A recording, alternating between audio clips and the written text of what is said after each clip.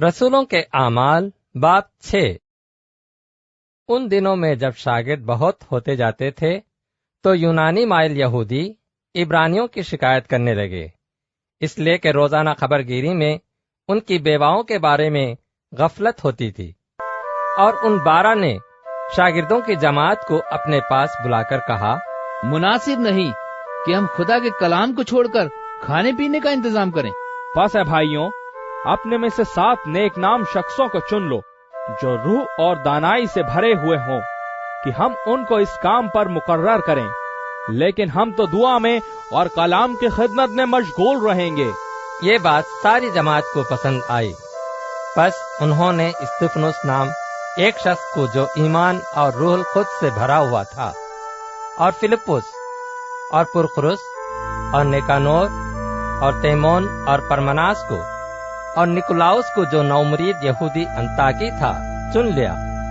और इन्हें रसूलों के आगे खड़ा किया। उन्होंने दुआ करके उन पर हाथ रखे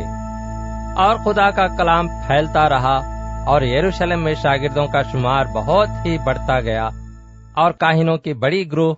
इस दीन के तहत में हो गई। और इस्तिफनुस फजल और कुव्वत से भरा हुआ लोगों में बड़े बड़े अजीब काम और निशान जाहिर किया करता था कि उस इबादत खाने से जो लिबतीनों का कहलाता है और कुरूनियों और इस्कंदरियों और उनमें से जो किलकिया और आसिया के थे, बाज लोग उठकर इस्तिफनुस से बहस करने लगे, मगर वो उस दानाई और रूह का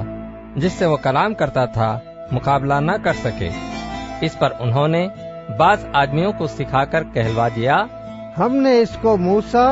और खुदा के बरखिलाफ कुफ्र की बातें करते सुना। फिर वो अवाम और बुजुर्गों और फकीहों को उभार कर उस पर चढ़ गए और पकड़कर सदर अदालत में ले गए और झूठे गवाह खड़े किए, जिन्होंने कहा, यह शख्स इस पाक मकाम और शरीयत के बरखिलाफ बोलने से बाज नहीं आता,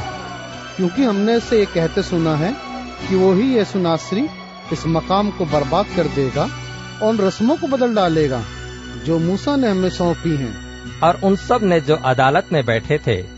उस पर गौर से नजर की तो देखा कि उसका चेहरा फरिश्ते का सा है